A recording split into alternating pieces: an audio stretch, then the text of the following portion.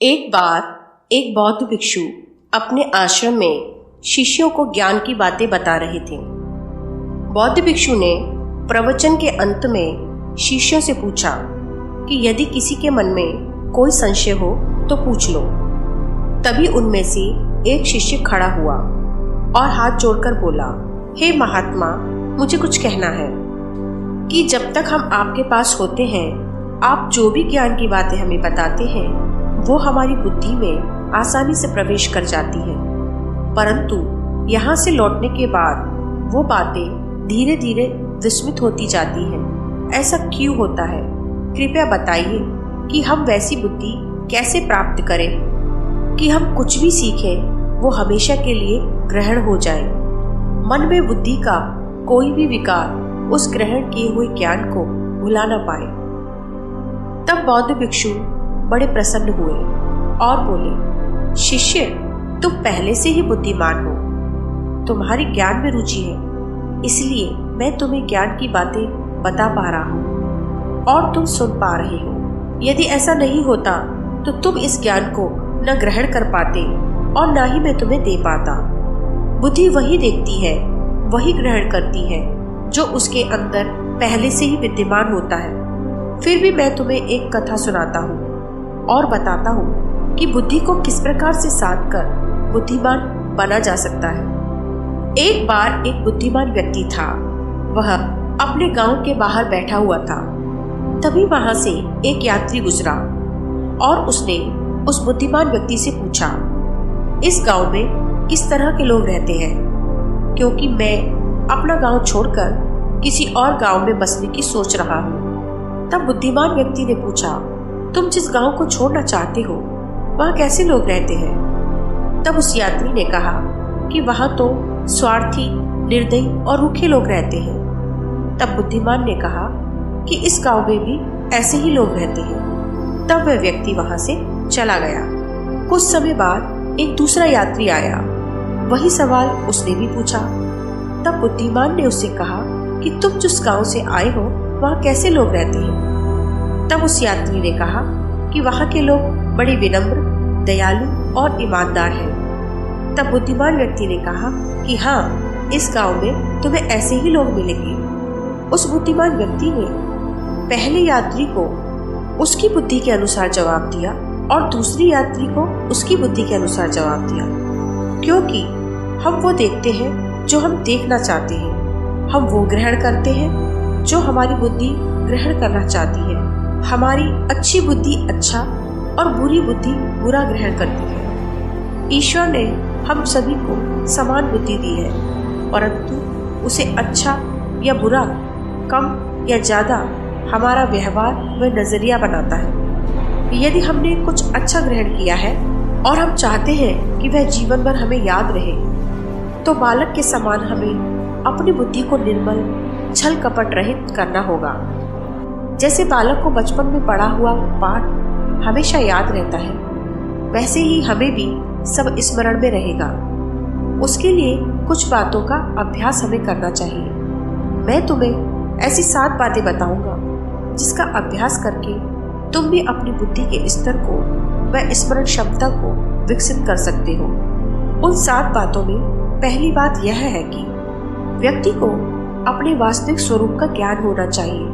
वह कौन है और उसका जन्म किस उद्देश्य के लिए हुआ है। अपनी बुद्धि को योग के माध्यम से अभ्यास कराए, तब वह व्यक्ति हानि होने पर भी दुख सहन करने की क्षमता को प्राप्त करता है और बुद्धि की हानि होने से बचाता है। अक्सर हम दुख में अपनी बुद्धि का नाश कर बैठते हैं, इसलिए अपनी बुद्धि को स्थिर करना आवश्यक है। दूसरी बात यह है कि ईश्वर में विश्वास करने वाला व्यक्ति बुद्धिमान बनता है। वह शास्त्रानुसार कर्म करता है, अच्छे कर्म को अपनाता है और बुरे कर्म का त्याग करता है और किसी भी प्रकार की दुश्चिंता से दूर रहता है। बुद्धिमान व्यक्ति की तीसरी बात यह है कि वह ना तो दुख में दुखी होता है और ना सुख में अहंकारी होता है, ना किसी से भयभीत होता है और ना ही किसी को भयभीत करता है। उसके कार्यों में ना ही संपत्ति और ना ही विपत्ति बाधा उत्पन्न करती है। वह हर हाल में अपने कार्यों को पूरा करके ही दम लेता है।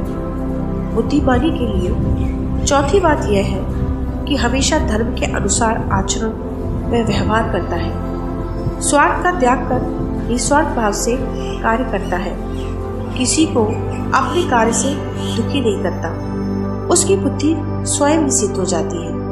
काम क्रोध से बुद्धि का नाश होता है। जो काम और क्रोध का त्याग करते हैं वह व्यक्ति बुद्धिमान बन जाते हैं। इसी प्रकार पांचवी बात यह है कि बुद्धिमान व्यक्ति अपने कार्यों की योजनाएं किसी को पहले से नहीं बताते। जब उनका कार्य पूरा हो जाता है तब खुद ही सबको पता चल जाता है। ऐसा करने से उनकी बुद्धि स्थिर रहती है, भ्रमित नहीं होती। कार्य को पहले से बता देने पर दूसरे लोगों की बिना मांगी सलाह से आप भ्रमित हो सकते हैं। इसलिए अपने कार्य को गुप्त रूप से करना चाहिए।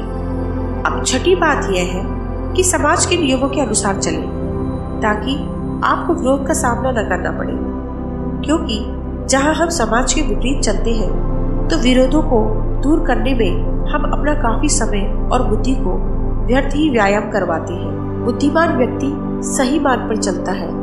इस संसार से परे एक अलग सत्ता है, इस बात में वो विश्वास रखता है और अपने कर्म उसी को समर्पित करता है। तब हमारी बुद्धि में एक अलग ही ज्ञान उत्पन्न होता है। बुद्धिमानी का सातवां अभ्यास यह करना है कि हमें हमेशा मधुर वाणी व सम्माननीय कार्यों को ही चुनना चाहिए। ऐसे काम करें जो प्रशंसनीय हो, क्योंकि सम्मान हमारे मन को प्रसन्न करता है और प्रसन्न मन बुद्धि को ऊर्जा प्रदान करता है, एकाग्रता को बढ़ाता है और इस प्रकार एक अच्छी स्मरण शक्ति उत्पन्न होती है और लगातार इस प्रकार के अभ्यासों से बुद्धि स्थिर हो जाती है और हमारी इच्छा अनुसार कार्य करती है।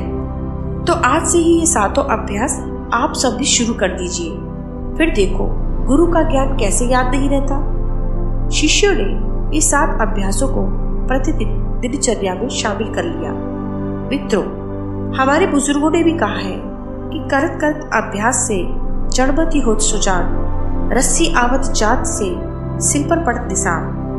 बार बार किसी सकारात्मक कार्य को किया जाए तो बुद्धिहीन को भी बुद्धिमान बनाया जा सकता है।